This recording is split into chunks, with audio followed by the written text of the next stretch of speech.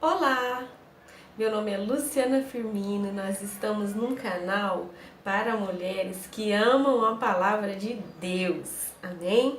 Mulheres que desejam ser transformadas pela palavra de Deus, mulheres que desejam ser edificadas, curadas, saradas pela bendita, pela preciosa, pela infalível palavra de Deus. Então, se você é essa mulher, vem comigo.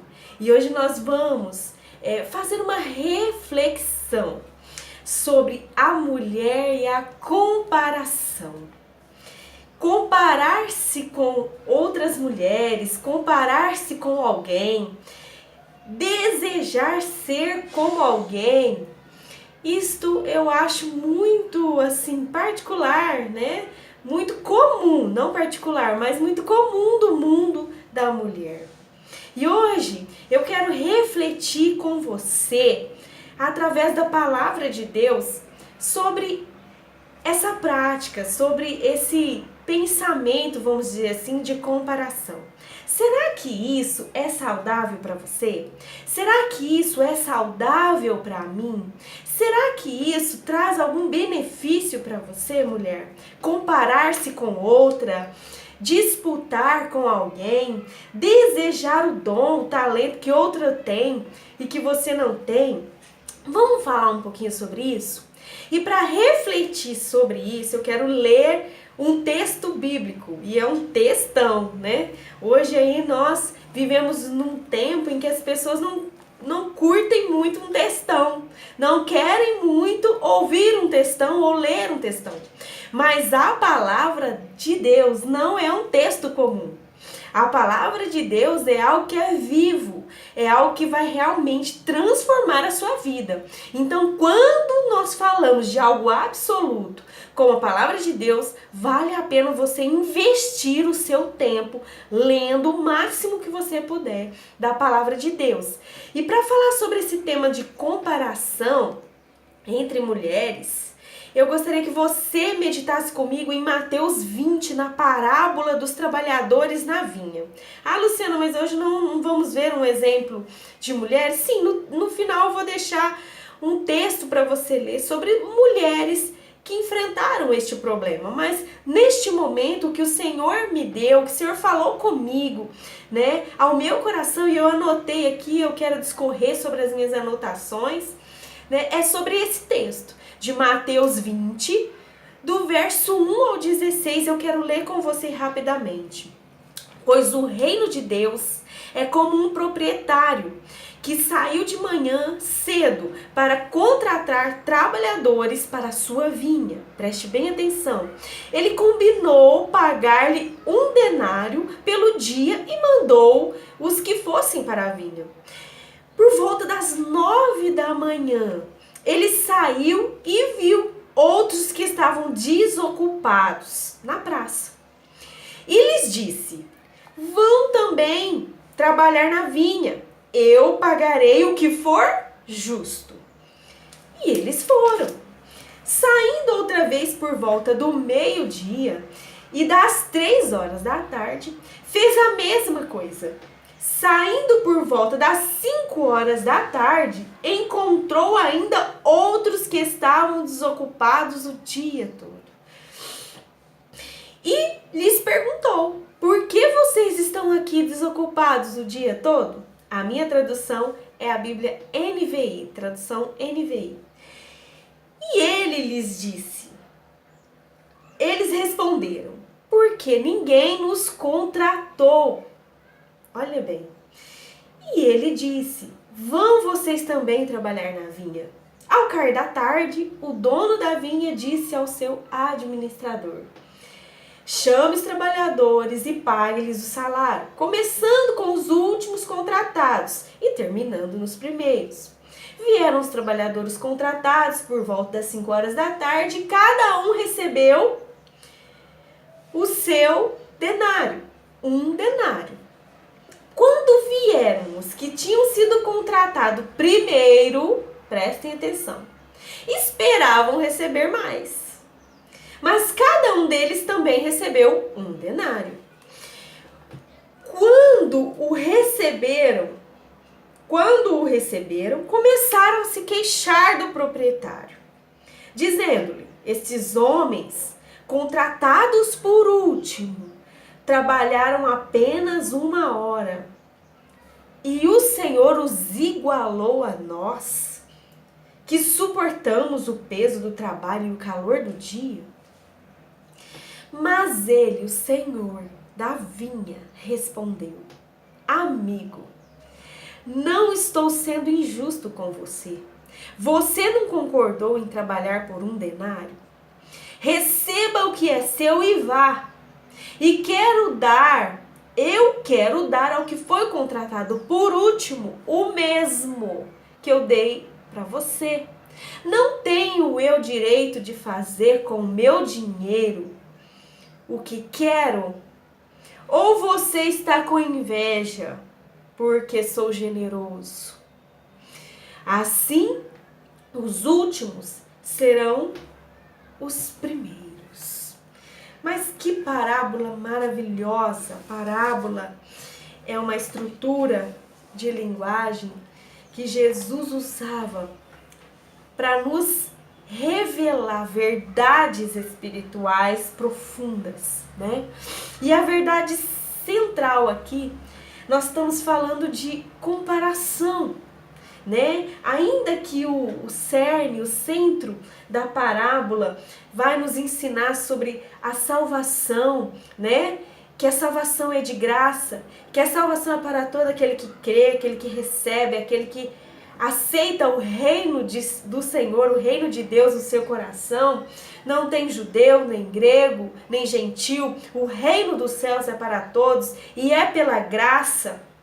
E o Senhor chama quem Ele quer, né? A centralidade da parábola é isso. Nós vamos falar aqui sobre o acontecimento que é esta comparação, né? Então, o que eu queria que você entendesse, mulher, como mulher de Deus, que a comparação é inviável para nós, né? A comparação é algo que inviabiliza a nossa vida. Não é bom.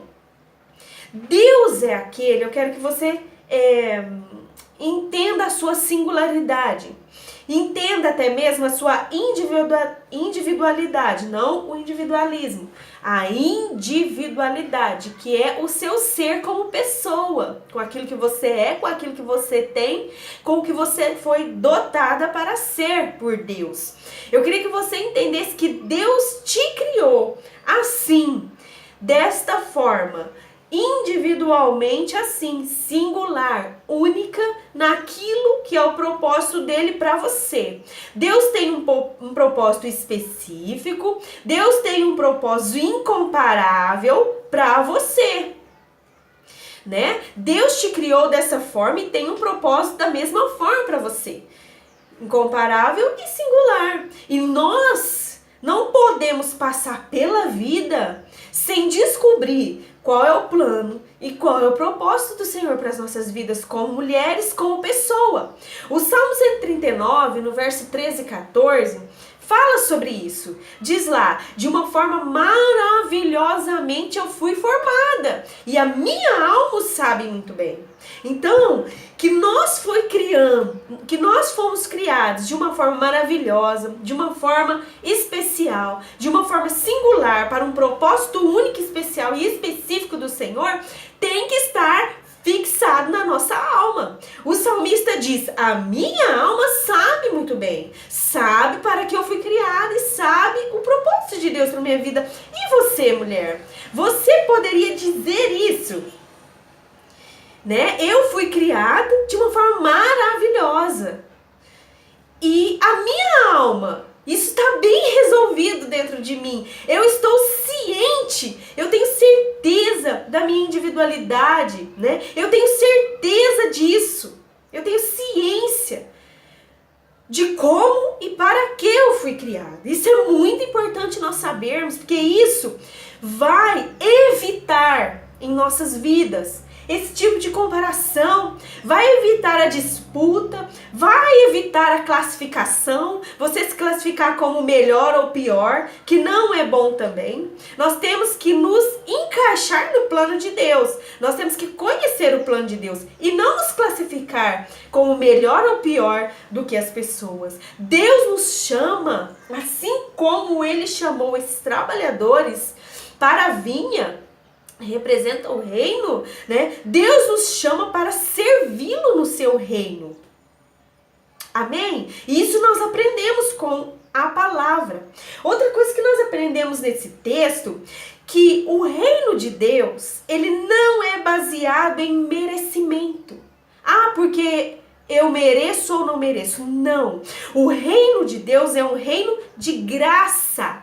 Não é baseado no merecimento. Não é baseado no seu desempenho. Se ninguém acha que você merece alguma coisa, ou se ninguém elogia, né? Ou tece aí comentários sobre o seu desempenho, não se iluda, não se entristeça com isso, porque tem gente que espera isso. No nosso tempo tecnológico, na nossa era da tecnologia e das redes sociais, a gente encontra muitas pessoas com a alma vazia, muitas pessoas que não sabem qual é o seu propósito de vida e esperam, né? E tem esse senso de ter que merecer, de fazer para merecer, de correr atrás de um desempenho para que as pessoas a reconheçam, a elogiem, a aceite e não a rejeite. Mas nós que somos mulheres de Deus, nós não podemos viver neste mundo. Amém? O mundo, o reino de Deus não é baseado nos merecimentos ou desempenho, e nem em títulos, e nem em nada que a pessoa possa dar para você. Nós vivemos num reino de graça. Graça é algo que vem diretamente do Senhor para a vida daquele que não merece, não é capaz e não pode nada. É a graça de Deus. Ninguém merece esse favor. Amém, minha querida?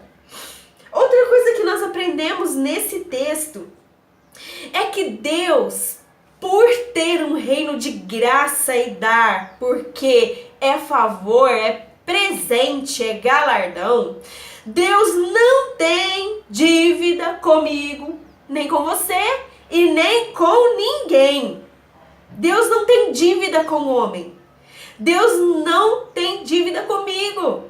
Não é porque eu faço alguma coisa para Ele ou porque Ele me chamou para fazer alguma coisa que Ele me deve alguma coisa. O reino de Deus não funciona assim. Não importa o quanto eu estou dominada pelo orgulho ou arrogância e muitas vezes me acho um ser diferenciado, um ser mais capacitado que o outro. Isso tem muito na nossa sociedade competitiva e isso deve lá ter o seu valor nas instituições, aonde for, mas o reino de Deus é um reino diferente.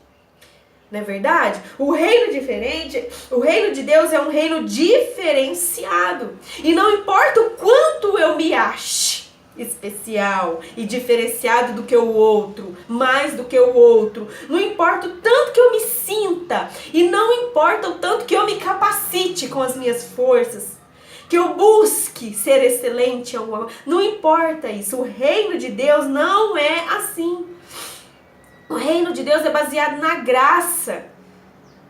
Amém, minha querida? Ai, Luciana, mas não é injusto? Não. Deus é soberano e o reino dele é assim.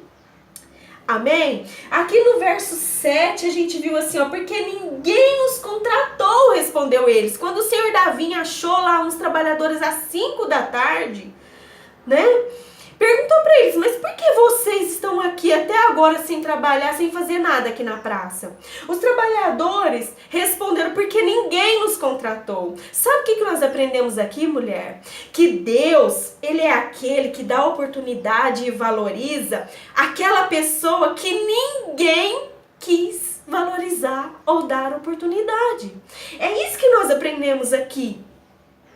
Amém? Que o Senhor da vinha, que o nosso Deus, que tem um reino de graça, Ele dá oportunidade para aquela pessoa que muitas vezes é excluída, que muitas vezes não está adequada àquele ambiente, que os ambientes hoje, eles meio que só aceitam pessoas adequadas para aquilo que eles querem.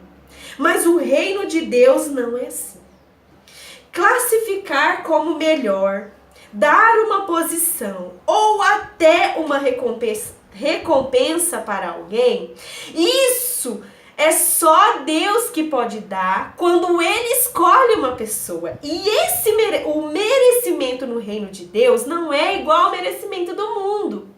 O merecimento no reino de Deus não é baseado na pessoa, não é baseado naquilo que ela faz, não é baseado naquilo que ela tem, não é baseado na sua inteligência, não é baseado nos títulos, nos estudos e nos vários títulos ou estudos que a pessoa acumula ao longo da vida, várias buscas pessoais. Não, o merecimento no reino de Deus é uma recompensa que Deus dá baseado na sua graça. Na sua graça. É o que nós aprendemos aqui. Ele deu sim um denário para o que começou às 6 da manhã, mas ele deu também um denário para aquele que começou às 5 da tarde. Deus está nos ensinando com esta parábola que não é pelo meu merecimento, não é a quantidade de trabalho ou de realizações que eu faço para Deus, para Ele me dar um galardão, para Ele me dar um presente. Não tem nada a ver com isso. Tem somente a ver com a minha obediência em responder a um chamado do Senhor na minha vida. Deus não trabalha com a ilusão, aquela ilusão humana, né? De quem faz mais é melhor. De quem tem mais é melhor. De quem sabe mais é melhor. Não. Me perdoem que eu tô gripada, viu, queridas? Deus não trabalha com essa ótica, com essa visão. Deus não trabalha com essa ilusão humana. Não. Ele trabalha com princípios. O princípio da obediência, o princípio da santidade, o princípio da renúncia, o princípio da vocação. A pessoa, ele deu uma vocação e a pessoa responde com o princípio da humildade, com o princípio da disposição em servi-lo e aceitar o chamado dele para as nossas vidas. Deus trabalha com essa ótica. Não é o mais, vale mais, e nem quem faz mais é o melhor. Não, é um reino de graça. Outra coisa que nós aprendemos nesse texto maravilhoso, que Deus valoriza tanto o último quanto o primeiro. Não há acepção de pessoas com o Senhor. Queridos, Deus ama e valoriza todas as pessoas que respondem ao chamado, que respondem com amor ao chamado dele para as nossas vidas. Por isso nós temos que ter cuidado. Algumas coisinhas que eu quero terminar dizendo para mim e para você como mulher, como pessoa, ter cuidado. Deus não trabalha com lugar de destaque. Não tem lugar de destaque no reino de Deus. Não tem pódio para nós subirmos. Primeiro, segundo, terceiro lugar. Não há pódio no reino de Deus. Deus não trabalha com a, vamos dizer, a ideologia do mais apto. O mais apto é o que prevalece. Não, Deus não trabalha com essa ideologia. Deus não trabalha com primeiros colocados, né? Primeiros colocados, primeiros lugares. Deus não tem celebridades gospel, como a gente pode ver Muitas vezes esse pensamento crescendo no nosso pós-modernidade. Deus não trabalha assim, mulher. Deus trabalha com filhas escolhidas. Por isso eu estou aqui meditando com você nesta parábola, para te dizer que você não precisa se comparar com ninguém, você não precisa ter inveja de ninguém, porque Deus, ele trabalha com filhas escolhidas, mulheres, homens que ele escolheu pela graça, e que pela graça, da mesma forma, ele coloca nesses vasos, né, os seus dons, os seus talentos. Para quê? Para serem usados, para serem multiplicados em favor do reino dele e usados principalmente para a glória dele. Este é o reino de Deus. Se você tem um talento, vai lá, multiplica, faça. E Deus vai te chamar de filha, fiel e amada e querida. Entra no gozo do seu Senhor. Amém? Deus, ele é soberano, minha querida. O que nós aprendemos aqui? Que ele pode ser simplesmente justo com alguns, como ele foi com os primeiros que ele chamou.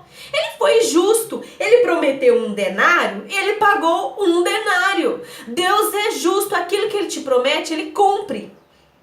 Aquele que ele chamou depois, ele não prometeu um denário, ele prometeu uma paga. E porque Deus é generoso, gracioso, ele resolveu dar o mesmo aos que foram chamados por último. Isto se chama generosidade. Deus pode ser justo com uns e escolher ser generoso com outros. Por que ele pode fazer isso? Porque ele é soberano, é ele que tem o poder, o reino é dele. Cuidado com o senso de merecimento. É do homem, é da mulher dizer, mas eu fiz mais, então eu mereço mais. Mas no reino de Deus não é assim. Amém, querida? No reino de Deus não é assim. E por isso, cuidado quando você acha que merece, que você acha que é boa. Nós não podemos trabalhar em extremos. Nós temos que ter equilíbrio como mulheres de Deus. Não adianta eu achar que porque eu cheguei primeiro na igreja, estou mais tempo no evangelho, faço mais do que o outro, que eu mereço mais. Não! Eu não posso ter esse pensamento, porque esse pensamento é orgulhoso e arrogante. E Deus não tem compromisso com o orgulho e a arrogância. Deus tem compromisso com a humildade. Amém, querida? Seja uma mulher humilde, disposta a acolher, disposta a ajudar aquele que chegou depois de você. Porque Deus não tem essa separação. E eu também não posso ir para um outro extremo de achar que eu não posso nada e não nasci para nada, sou um zero à esquerda, como diz no mundo. Uma mulher que Deus não tem nada. Isso é um outro extremo, não pode acontecer. Nós temos que estar no centro da vontade de Deus, no equilíbrio, reconhecendo que Deus nos chamou, criou a cada um para um propósito específico e especial. Não devo ficar olhando o outro, e não devo querer ser melhor do que ninguém. E achar que eu mereço mais, porque ninguém merece. Ninguém, é graça, reino de graça, mulher. Sabe por que a comunicação é inviável? Pessoalmente falando, porque se você se compara é porque você não entendeu ainda a graça de Deus. Que é algo que ninguém é favor, ninguém merece, ninguém é apto para receber. Amém? Então, cuidado com a murmuração. Aqui nós vimos esses trabalhadores, essas pessoas, murmurando contra Deus. Porque por achar que Deus estava sendo injusto com eles. Cuidado com a murmuração. De murmurar contra Deus por achar que ele está sendo injusto e porque você se acha melhor. Isso é incompreensível no reino de Deus. Um reino em que nós devemos nos ver como complementares e não competidores. Eu complemento, eu ajudo o outro, o meu irmão, a minha irmã, aquela mulher que Deus colocou no meu lado. Eu não preciso me comparar e nem competir. Eu posso complementar, eu posso ajudar, ajudadora, auxiliadora. É corpo, cada um membro está colocado para um determinado fim e nós juntos fazemos o crescimento deste corpo. Ele funcionar. Cuidado, eu anotei aqui também, cuidado com o orgulho, cuidado com a ambição, cuidado com o olho ruim, os maus olhos.